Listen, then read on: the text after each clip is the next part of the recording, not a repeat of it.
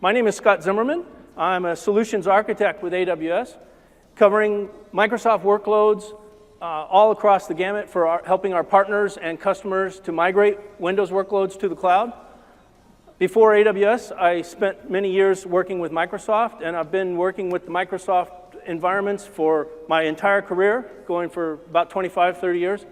And we love Windows and Microsoft workloads at AWS, and the team that I'm on is growing fast and doing a lot to help enable this scenario. Let's see. The only other thing they forgot to do is tell me how to go next.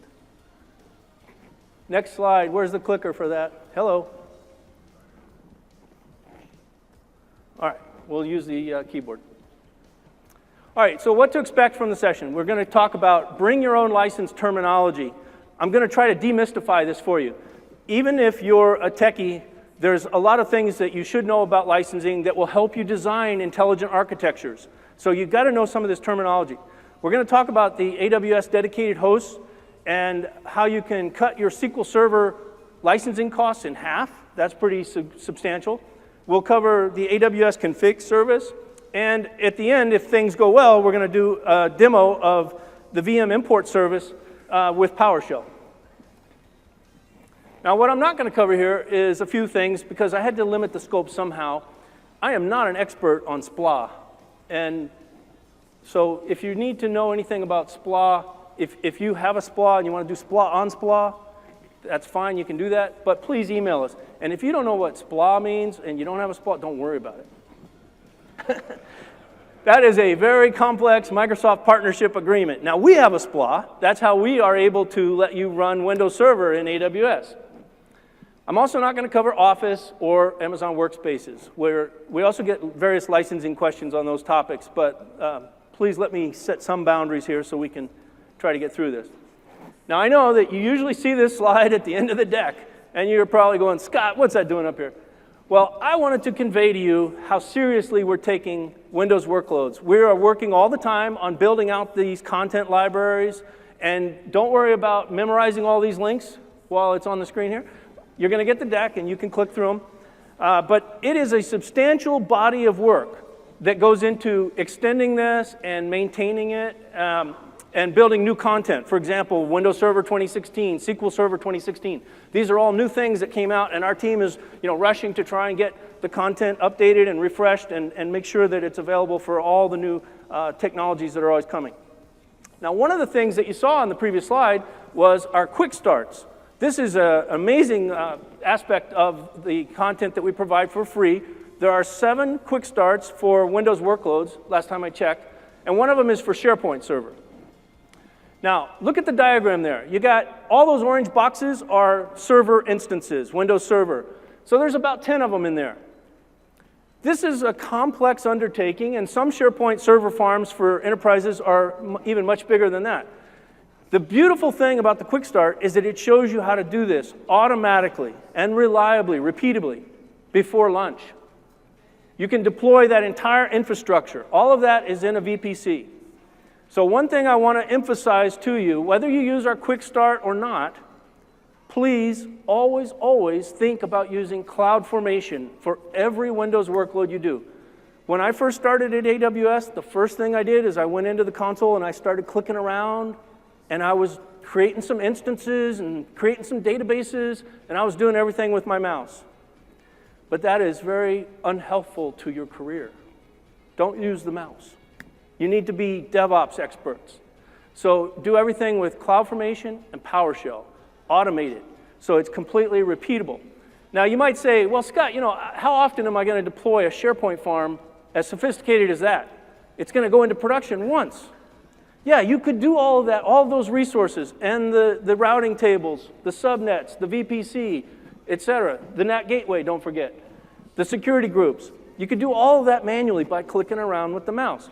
But you know what? You're also going to be doing it 1,000 times a year in dev and test. So get one with CloudFormation and love it. And I mean, it's got a learning curve, but you can get over that, and especially with the new support for YAML. Now, for a real deployment like this, software licensing costs are the dominant factor. They're much larger than your storage costs, your bandwidth, or your EC2 instances. So that's why we're going to talk today about licensing. So let's go over the terminology. There are two ways that you can run Microsoft software on AWS.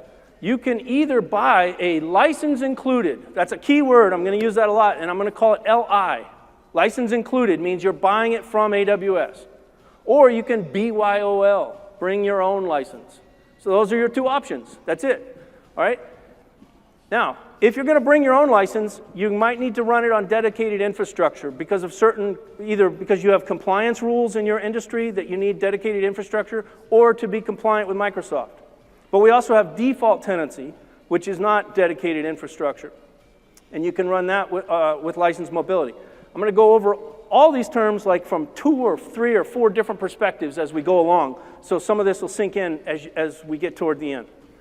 Now, notice on the license included, on the LI, the left side of the slide, we've got only 2 boxes, 2 products. So let that always be in the back of your mind. AWS only sells Windows Server and SQL Server. And by the way, I think we're one of the world's largest resellers of those 2 products, as you might imagine. Who else could do it on a greater scale than AWS? Now, I'll slow down a bit here so you can look at this. Let's take the column on the left is the license included, okay? Notice some advantages there. You don't have to buy software assurance. You don't have to buy CALs. So it's pay as you go. That's flexibility, man. You can change your workload, you can consolidate. Okay, that's good. Now, what if you've already got your own licenses? The 2 columns on the right are both BYOL, even though only one of them says BYOL. You can BYOL even if you don't have license mobility. I'll tell you more about license mobility in a minute. But just to understand, there's 2 ways to do BYOL. You can do it if you do have license mobility, or you can do it without. So what's license mobility? It is a program from Microsoft that you get with software assurance. So if you buy software assurance, you get license mobility for certain eligible products. But even if you don't have that, there are ways to do BYOL. We'll cover it again. Like I said, we're going to do several perspectives on this. So don't expect you're going to have to memorize all this today, but we're going to try and break it down. Now, looking at license included, let's talk about the significant advantages that it offers before we spend most of the time talking about BYOL. You can bring all versions of Windows Server. We even have a Windows Server 2003 AMI. I mean, you can launch, not bring. We also support all the latest versions of SQL Server, and those are optional. So when you're launching a Windows Server instance from an Amazon AMI, you can say, do you want it with SQL Server or not? And we have lots of the various configuration pairs, but not all of them. So you can get, for example, Windows Server 2012 R2 with SQL Server 2008, et cetera. But not all of the pairs are available. The hourly instance cost. So when I say instance cost, that's the fee you're paying per hour to run that server in the cloud. Well, that includes the software license. That includes the CALs and 2 remote desktop CALs as well. So that's kind of convenient. Now, license mobility, like I said, it's a program from Microsoft that you get with software assurance. You'll notice that the icons there are not showing Windows Server or Office. Those are the products that are not covered by license mobility. Other products listed there are eligible for license mobility to be moved to the cloud. So what license mobility does is you've got a license on-premise, you're allowed to move it into the cloud. And then you don't have to pay for Windows Server. Okay, some more terminology that we need to make sure we get. A dedicated host is where you own the whole host. You're leasing it from us, basically. And a dedicated instance is where you have only a particular instance that is dedicated to you. And you live there. And that home is nailed down for you. It's not multi-tenant. On the other hand, default tenancy, you can move around. When you reboot, you might be moving around. Now, we call that default tenancy. You might sometimes see it referred to as multi-tenant. During this talk, I'm going to refer to these as DH, DI, and DT. Okay, because these words get kind of long to say sometimes. Now, the most important thing to remember about dedicated hosts is that the last bullet on the slide, I don't know why I didn't put that at the top of the slide, sorry. But you must bring your own AMI. To run on a dedicated host, just to repeat, you cannot launch an Amazon AMI on a dedicated host. So you must first use the VM import service to bring in your Windows image, and then it's an AMI in your account. Now you can launch an instance onto a dedicated host. And again, software assurance is not required here. And it's primarily used for cases where you have processor or core-based products. So that means Windows Server or SQL Server most of the time. Now, dedicated instances, to contrast that with dedicated hosts, you can also bring your own license without having software assurance. This was our first option for letting you do that. Dedicated instances came before DH. They are good, DIs are good for products that are licensed per user. So remember I said DH is good for per proc, like Windows Server and SQL Server? Well, DI is good for per user-based products. So that includes things like SharePoint, Exchange, etc. Now, because DI is for per user-based licenses, okay, thanks. You cannot you cannot bring your own Windows Server there. There's an exception to that on the bottom bullet there.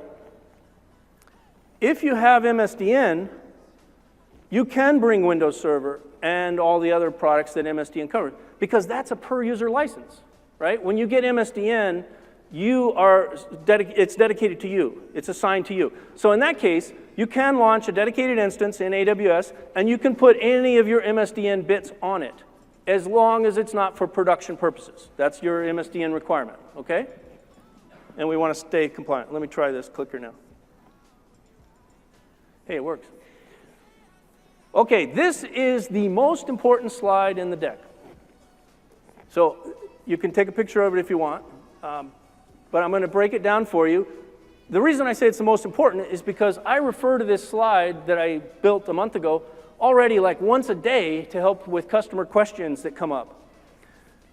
What I'm going to do is talk about the column on the left and across the three columns to the right. So we're going to compare DH, DI, and DT.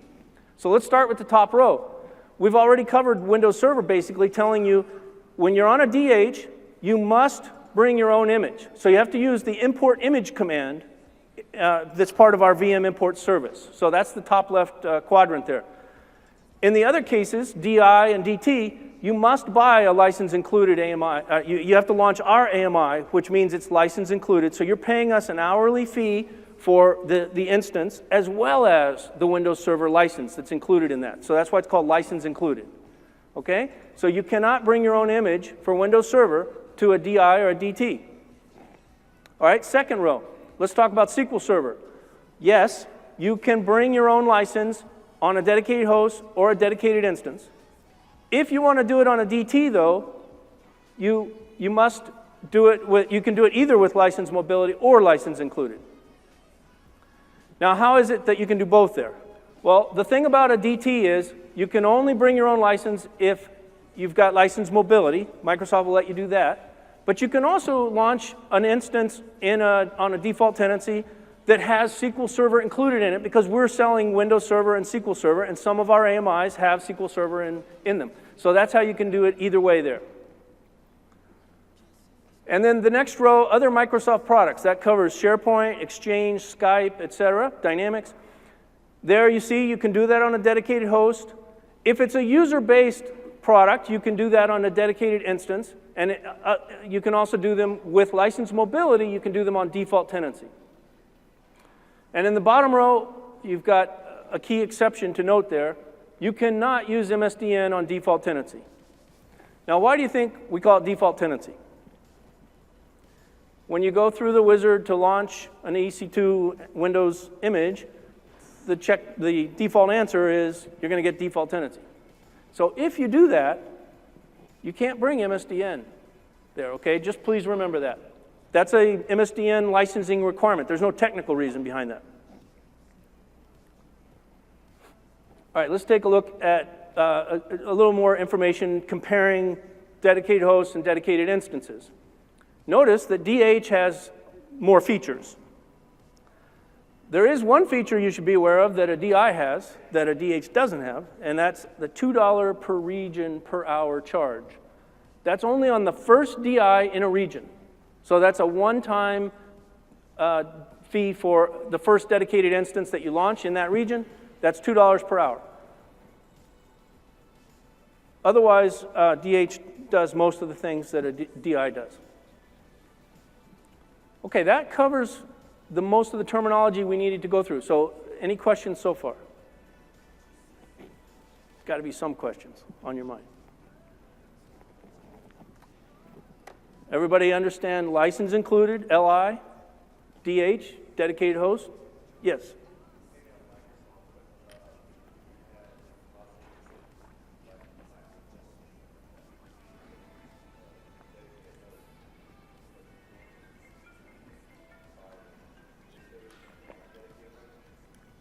Okay, the question is, what about Oracle, and do I have to bring Windows on a dedicated host to run that? Okay, so I can't answer questions about Oracle licensing because I'm sure it's just as complex as Microsoft, and I spend a lot of time trying to get up to speed on Microsoft licensing. But to your Windows Server question, what I can tell you you have to do there on a dedicated host, let's assume that Oracle has a provision that lets you bring your own license for an Oracle database product. But they do require dedicated infrastructure, so you've determined that you need a DH. First thing you're going to have to do is bring your own Windows image to get an instance launched on AWS that has Windows Server running on it. Now, if you can comply with your Oracle license, you can install your Oracle bits on that. Or, alternatively, you could have done all that on-premise and say, okay, I've got my image set up, it's got Windows Server, and I've got my Oracle bits installed. I'm going to make an image of that, and then I'm going to import that to AWS using the import image command, and then I'm going to launch an instance on a DH. So you can do that as well, assuming that your Oracle compliance is there. I don't know how that works. All right. Any other questions? Yes.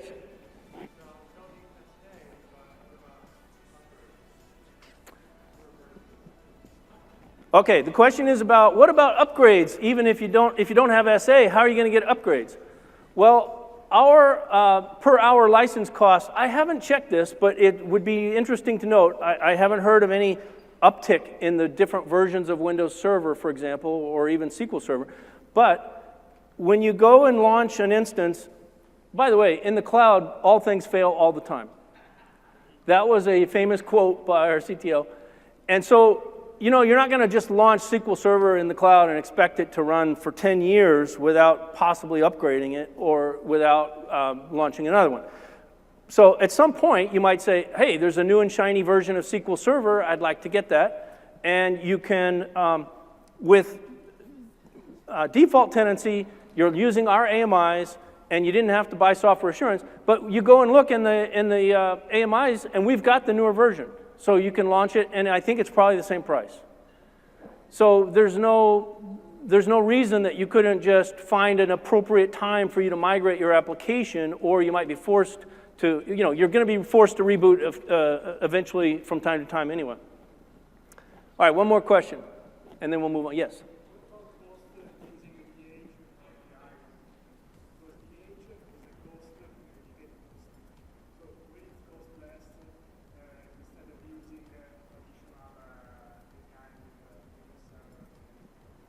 All right, I only caught part of that. I'm sorry. I think the question is about what about the cost of a DH? Yes, there is a cost to the DH, and you do have to think about that. I'm going to spend more time. We're going to go through this. So as I go through the next section on dedicated hosts, if I don't cover that, you can ask me again. All right, let's drill into dedicated hosts. Now, when do you want to use these? And like I said, I'm going to do a few things from multiple perspectives, so forgive me if I've already said some of these bullets, because this stuff is complex the first time you face it. And so it really doesn't hurt to see it once in a table and once in a diagram and once in a bullet, and sooner or later you say, well, I've seen that 3 times, I think I'm beginning to get it. Trust me, I've worked with it for months and it still sometimes baffles me. All right, so when to use dedicated hosts? It's great for bring your own license if you don't have software assurance, or if the product isn't eligible for license mobility, such as Windows or Office. Now, you sometimes need these for compliance or accounting reasons. I'm not going to give you legal advice or accounting advice, but your accountant or your lawyer might tell you that you would need dedicated infrastructure. And it can help you reduce costs at scale, which sort of goes to the question that was just asked. The point is, you want to fill the host. Now, when you get a host, remember that picture I showed you of a host? It had a whole bunch of instances in it. It has capacity for many instances. So you don't want to just put one instance in there and leave the rest of them unused, because you have to pay something for the host as well on an hourly basis. So plan to fill the host. And get this, what if you say, well, Scott, I've got that SharePoint Quick Start that you showed me at the beginning. It's got 5 instances. That's all I need. And my dedicated host has capacity for 16. And you're telling me to fill the host. How do I get from 5 to 16? Use the other ones for dev and test. Do whatever you want in there. They are not a single point of failure for the production workload. But economically, you want to fill the host. Now, this graph shows you 4 simple steps to get started with DH. Remember, you can't launch an Amazon AMI on a DH. So the first thing you have to do is import your virtual machine. We can take Hyper-V or VMware. The next thing you got to do is activate AWS config, and I'll talk more about that later. And now you do something that's important to understand. You allocate the dedicated host, and then you launch instances onto the host. Okay, so remember those last 2 steps. And we're going to drill down a little bit more on this slide. This shows you the host lifecycle. This picks up from the previous slide where you've already imported your image and you've already activated AWS config. So now you go out there again and you allocate what's called an on-demand host. That's the first step. Step 2, which is optional, is you can purchase a host reservation and assign it to the on-demand host. Then it's not an on-demand host anymore, it's a reserved host. So that's just the way it works. You've got to get used to that. You have to allocate the host first, and then potentially, if you want, you can reserve it after you've allocated it. Now that you've got your host, you launch instances onto it. Again, must be an imported and licensed image. And then, as you see fit, you terminate the instances. Now, when the host has no instances running on it, you can release the host. So you got allocate and release. That's the outer block here. And if you had a reservation and it expired, it reverts to an on-demand host. It doesn't automatically release it. So you would still have the host even though your reservation expired, and then you could release if you wished. This is a screenshot of the EC2 dashboard that shows you a couple of hosts, dedicated hosts that I launched in my account. Now, the key point here is that the dedicated hosts have their own instance type. It's an instance type for a dedicated host. So you have to pick what kind of DH do you want when you're launching it. In this case here, I've got a C4 large DH, and I have a C4 4XL DH. Notice the capacity utilization on the left there. It says, Scott, you've got room for 16 C4 large instances, and you're currently using 0 of them. Or in this other host, you've got room for 2 C4 4XLs. But notice on the right, they both have 20 physical cores and 2 sockets. So that's like 40 processors, but there's only 32 vCPUs because we reserve some for the OS. So even though it's identical hardware, you are telling AWS at allocation time of the DH, you're saying, I want this to be able to hold these kinds of instances. And we say, okay, great, we've got room for 16 of those whenever you want them. Or you say, I want to hold C4 4 extra larges, and we say, okay, great, you got room for 2 of those whenever you need them. Okay? Now here's another diagram that's sort of saying the same thing. This is, I copied off of our website. So just to give you an example of how to interpret this, you see that we've got a C3 extra large there, and it can hold 8 instances. Now the reason I'm showing you this diagram and telling you how to read a simple table is because it's going to come up in the next couple of slides when we talk about how do you determine your license cost. Okay, so notice all the instance types and the number of sockets and cores there. You need to know that information in those 3 left columns when you try to figure out what's my license cost for bringing my own license from Microsoft. How many licenses do I need? That is the $100,000 question. How many licenses do you need for a dedicated host? And there's not a simple answer for this question. What you have to do is download that PDF from Microsoft and look at that web page from AWS.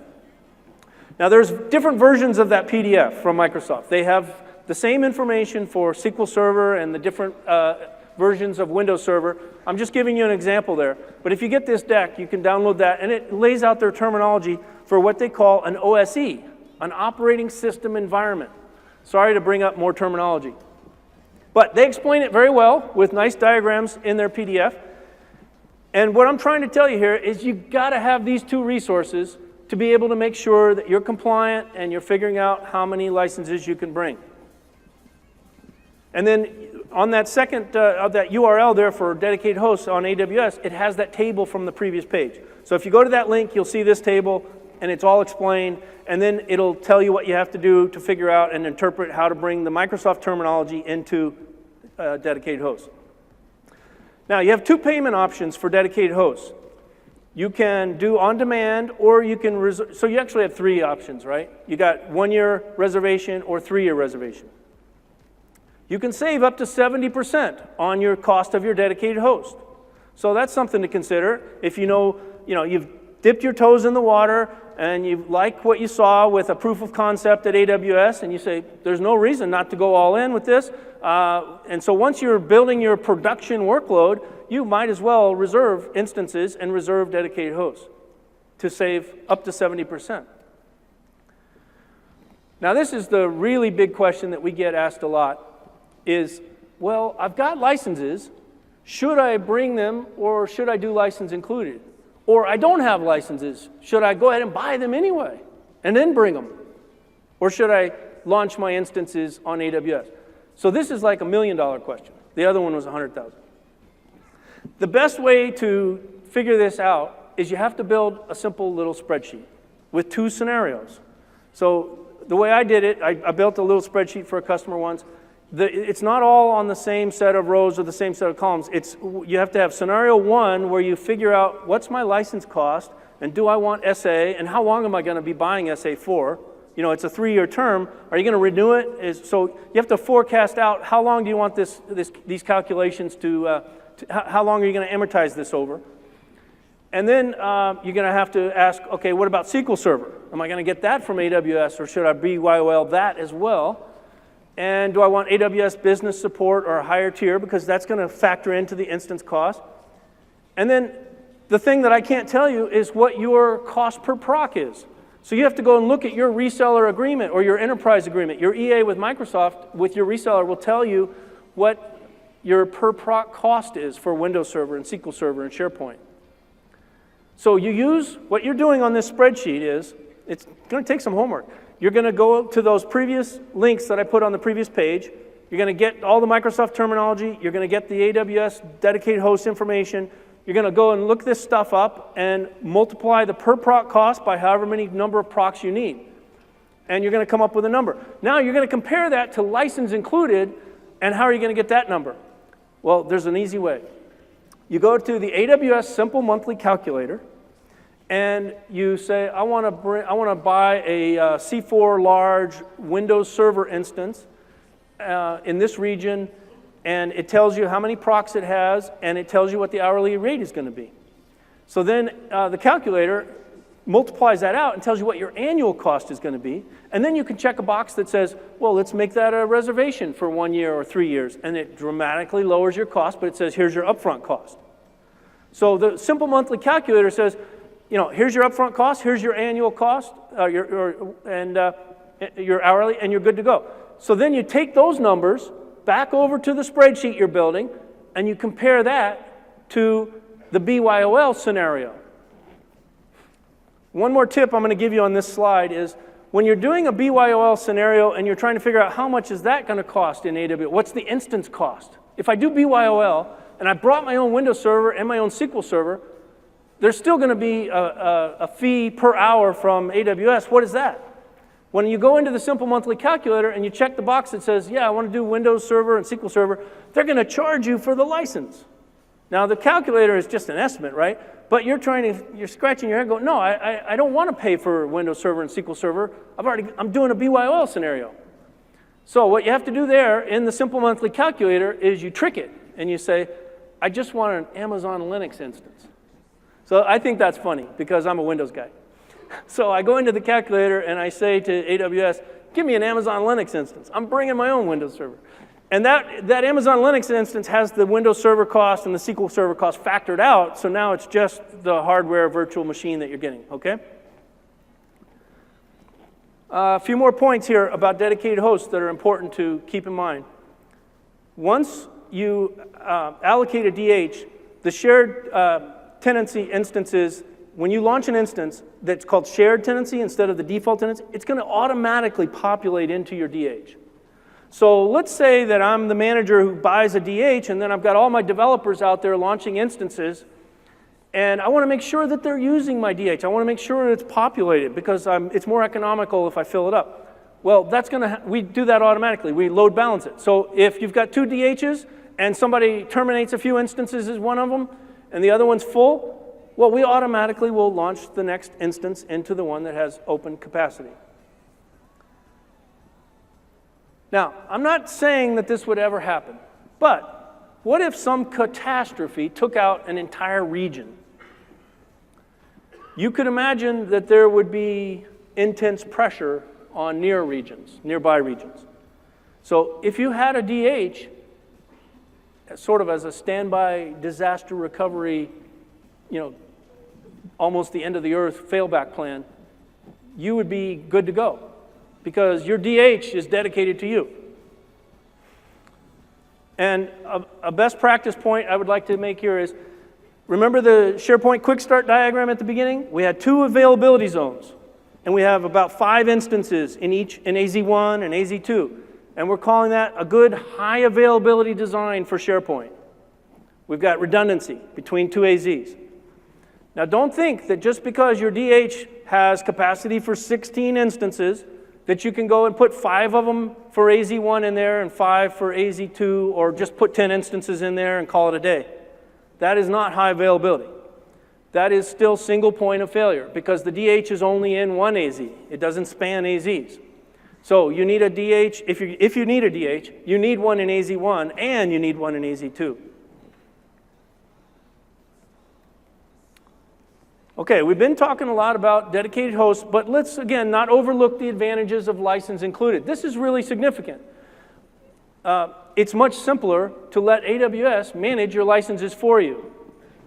You don't have to look at using AWS config or interpreting what is an OSE and so forth. But also, it gives you a lot of flexibility. Lots of different kinds of flexibilities are mentioned here. And if you can't populate the whole DH, thinking about the cost of the DH itself, well, then you might be better off with a default tenancy. And finally, it gives you that platform, that freedom to re-platform if you ever wanted to, or consolidate. Suppose I've got 2 DHs, and I brought my own license for all these SharePoint servers and Active Directories and SQL servers, and I'm going along fine for several months, and then I realize, you know what, this workload has gone down in usage, and if I launch it with a bigger instance type, maybe I could put all these in the same dedicated host. Well, you've already bought your own licenses for all of those products. You don't really have that flexibility. That's a sunk cost. But if you're on default tenancy with license included, you could easily say, I'll just combine them. And now I can shut those instances down. So that's kind of a nice flexibility. Another flexibility about replatforming, what if you ever decided you wanted to move to, say, Amazon Aurora or DynamoDB or other serverless computing services that are pretty cool. So those are reasons you might think that you don't necessarily want to make a big commitment with licenses.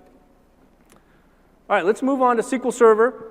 We've got two options. You probably already know this, but we've got Amazon RDS is a managed service for SQL Server, or you can do SQL Server on EC2. Now, don't let anybody tell you that Amazon RDS for SQL Server is not the real McCoy. It is real SQL Server, but we are managing it for you so it takes some of the burden off of your shoulders. You don't have to patch it or do backups, et cetera. And there's two ways you can do it there. You can BYOL or license included. The same thing with EC2. SQL Server.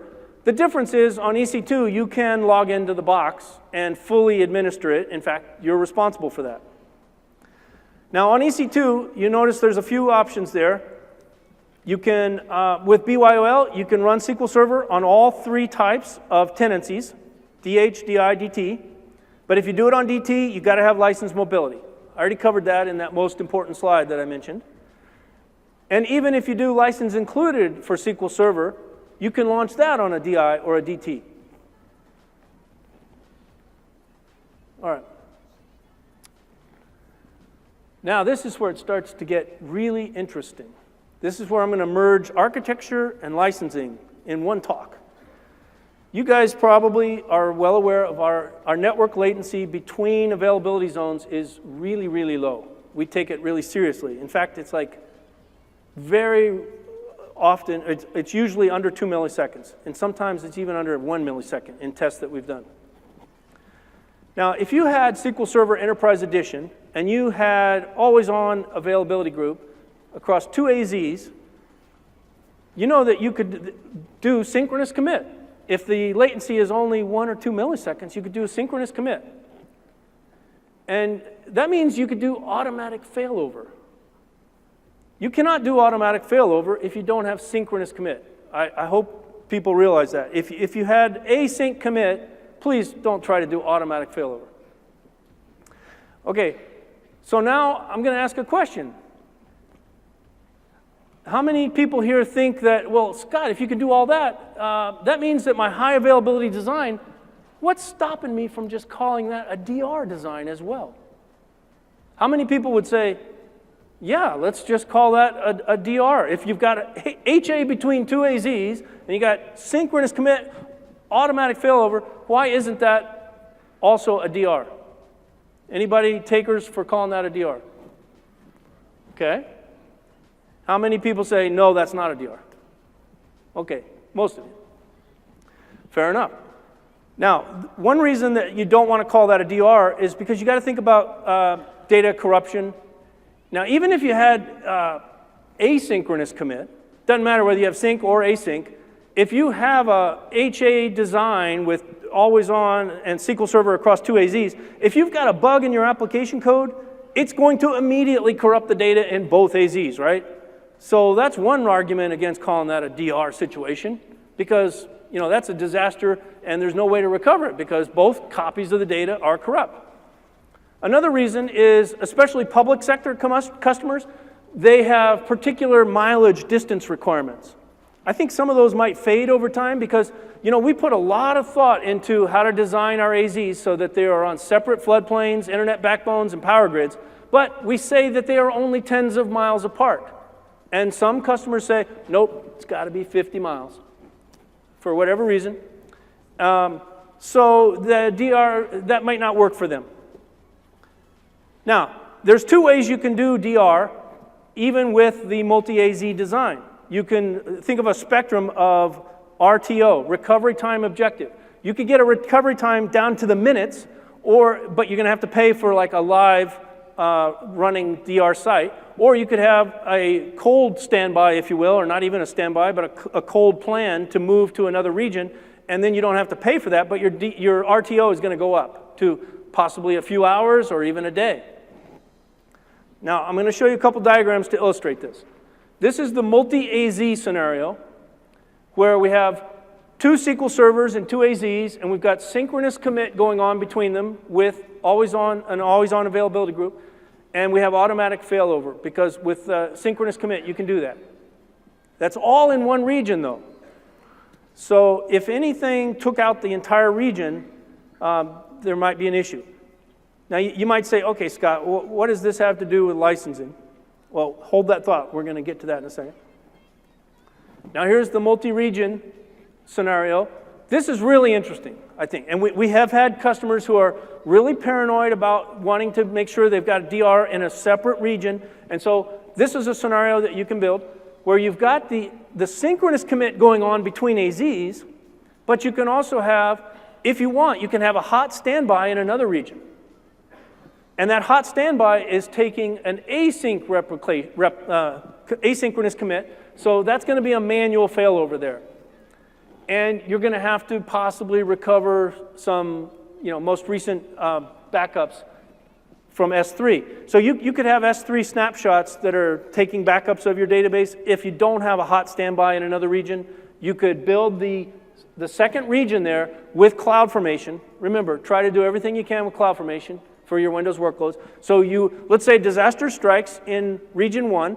So you go to region 2, you fire up your CloudFormation template to build the infrastructure. That could be done in 10 minutes or an hour or a couple hours, depending on how complex it is. Then you load in your data from S3 snapshots, and your recovery time objective could be on the order of minutes to 24 hours, and your RPO could be whenever you took your last snapshot backup. All right, now here's the good news. If your secondary SQL Server instance in that diagram is completely passive, by Microsoft's definition of passive, that means it's not a read replica. And it has to be a read replica if you're using it for backups. So if it's not even a read replica and you're not doing backups, you don't have to buy the license on it. I would like to let that really sink in for a moment. Let the ramifications of this sink in. Where else and whenever could you have ever done this before? How many people have tried to build SQL Server in their own data center and they used always-on availability groups, maybe not the same rack, but right next to it? And then they realize, that's not really, we've got a single point of failure here with this building.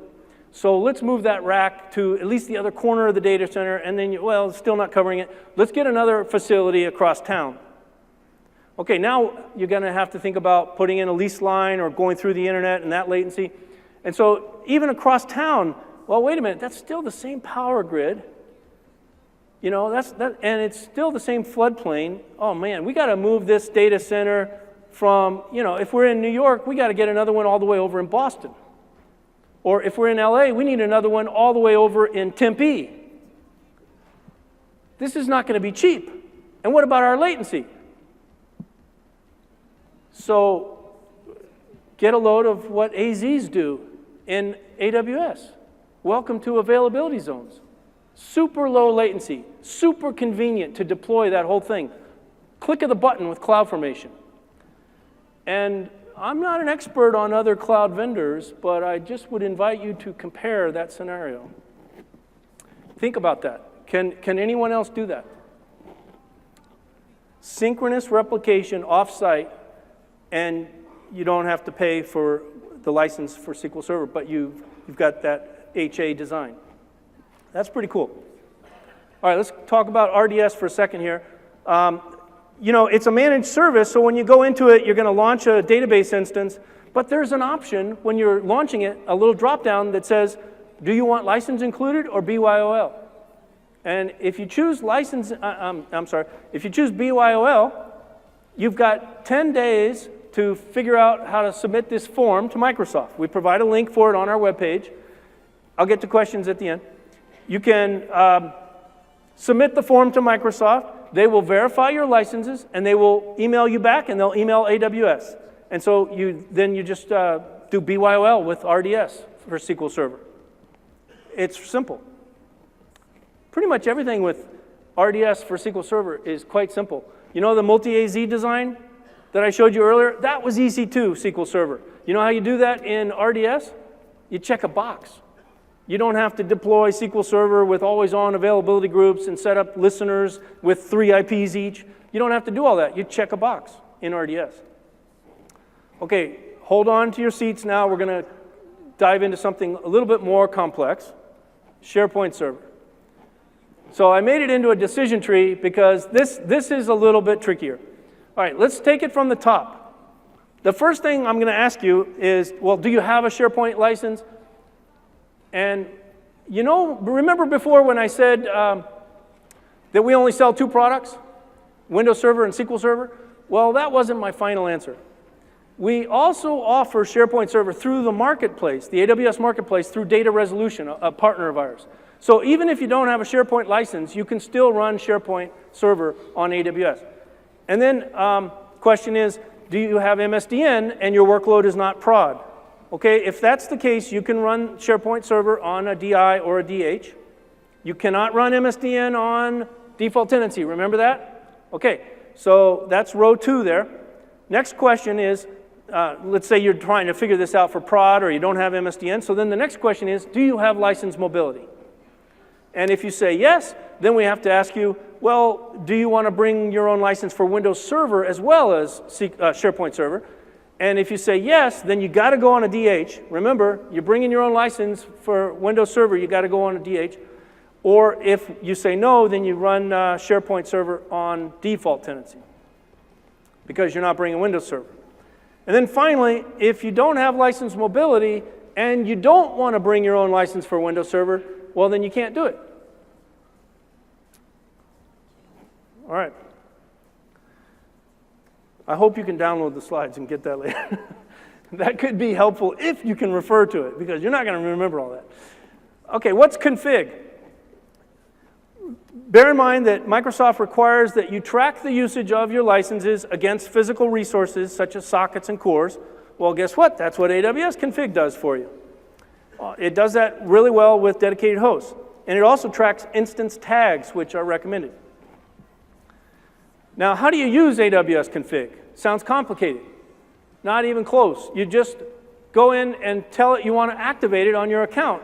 And it asks you 4 questions in a wizard, but you can just say yes, yes, yes, yes, accept the default answer for all 4 questions, and you're good to go. What it's going to do is track those issues on your resources. As you launch instances on your DH, it's tracking that, and it'll put a report in an S3 bucket for you. And that's how you can be compliant with Microsoft. Okay, now I'm going to get ready for the demo, and if they figured out how we're going to do that, come on up. So this is what the demo is going to do if we are able to pull it off. We're going to take a VMware image that's on-premise, but I've got it in a workstation instance that I'm running in AWS. We're going to put it into an S3 bucket. It has to be in there in order to do the VM import service. So the first thing you got to do is get your image into S3. Then you can import it. Now, when you import it, it makes an AMI. It doesn't launch an instance for you, okay? Remember that. Once you've got that AMI, that's your AMI. That's not an Amazon AMI. That's your image. And now you can launch it on a dedicated instance, or you can allocate a host and then launch the instance in the dedicated host. All right? Yeah, sure.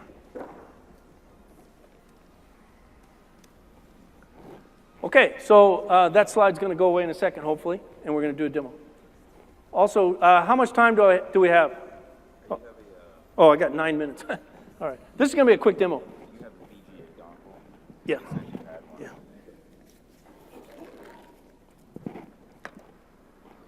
All right, while he's setting that up, I'll take a quick question. Somebody had a question over here. Yes, go ahead. Yell it, please. Ah, that's a great question. There's a technical issue right now that we're looking into. So stay tuned. Thanks for asking. The question was, can you launch a SQL Server RDS with MSDN? And I believe it might be allowable from a licensing perspective. But we want to check on that, and we're looking into technical issues about it as well. So it might be something that we someday have a more firm answer, yes or no. I don't know what the answer will be, but yes.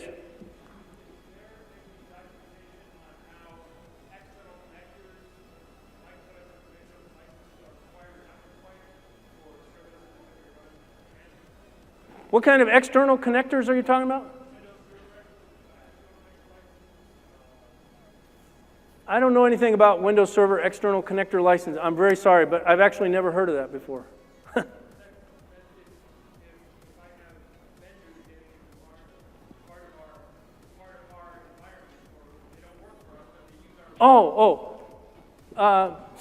Are you talking about like terminal server licenses? Okay, you know what? I think your best would be to email us, and there's an email address, microsoft@amazon.com, and we will try to get to an answer for you on that. I appreciate the question. Thank you. I'm not familiar with it. Yes.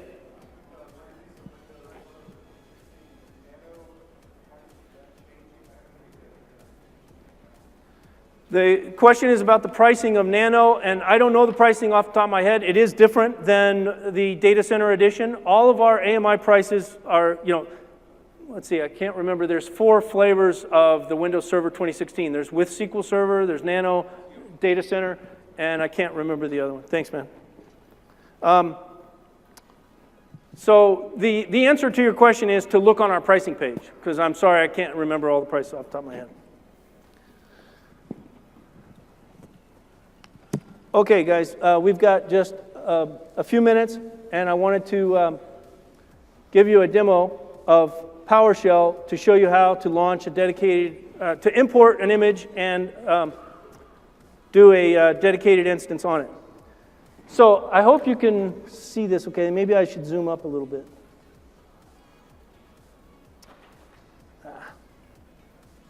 Can't believe I didn't figure out how to do that before. Oh, there, I couldn't even see the darn toggle. There it is. Okay. All right. Does that help? All right. So you see the PowerShell code here. Now, when you use our VM import service, you'll notice that it's not in the console. You have to do it with PowerShell, okay, for this purpose. So first thing you want to do is set up the region that you're going to do, and I'm going to do all this in one step. I'm going to also import the a local file head. So from here. So what I've got on this machine, pretend it's my on-premises workstation, and I've created a VMware OVA file that is an image that I want to get up into the cloud. So I have to go into PowerShell and say I want to put that in an S3 bucket in my account, so then I'll be able to use the VM import service. So that's the first step, is you make the image on-premise, then you put it in S3. That's what we're doing right now. We're uploading the image from my on-premise workstation to my bucket. Now that it's in the bucket, I can use the VM import service, which is what we're going to be doing next here. Okay, now a few tricky things about that. Before you start to use the VM import service, you have to create an import policy document. This is documented in on our web pages. So I'm not going to go through and explain this whole thing, but I am going to just take note of what we're doing here is we're saying that the VM import export service, that's VMIE, we're giving it a right to do something in our account. Because that service is going to go into our S3 bucket, and it's going to create an AMI for us. So it needs to be given permission to do that. And that's how you do it, by creating an IAM policy.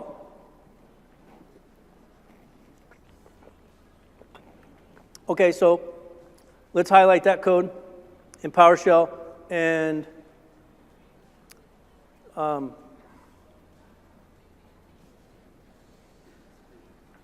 create that role. And we're also going to register a couple of other of our managed policies. Now, you know, in IAM, you can create your own policies to do lots of different things with all of the AWS APIs, but we also have what are called managed policies, which are more simple flavor. For example, right there, we've got a managed policy that says S3 full access and EC2 full access. So I'm taking a little liberty here for security purposes. I'm using just the full managed policy that we have there, but you could obviously restrict that quite a bit more so that IAM is more tighter. Okay, now that we've got the policy created, we're going to set up these variables for a bucket that we're going to reach into, and we're going to import the image.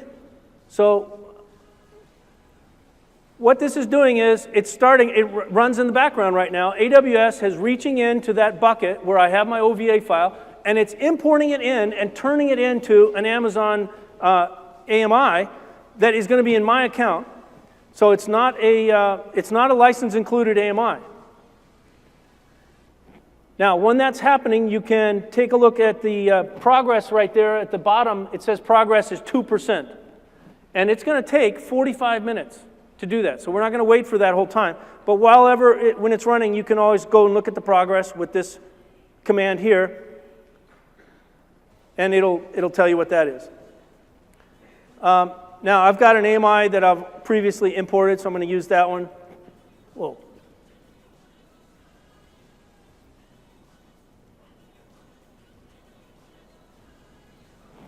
I don't know if I need quotes on that. Shouldn't have to, right? Oh, that's funny. Okay. Now, we're going to launch a dedicated host, or you know what I meant to do is say we're going to launch a dedicated instance. But we have to have an AMI to launch the instance with. So what I did is because I don't want to wait 45 minutes for the one that I'm importing, I already created an AMI from a previous one. So now I'm going to go with these PowerShell commands to say, let's launch a dedicated instance. Now, when you do that, you're using the PowerShell commandlet called new EC2 instance.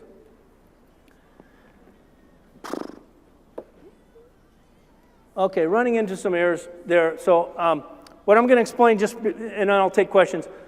The AWS tools for PowerShell has over 2,100 commandlets, and that covers all the APIs. And it's constantly growing because we're coming up with new services and new APIs all the time.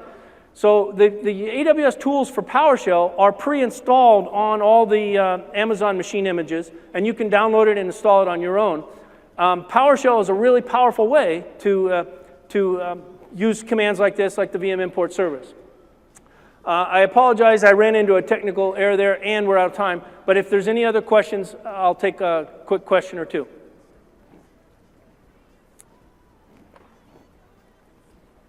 Okay, thank you all very much for coming. Oh, I see one question. Come on up if you want.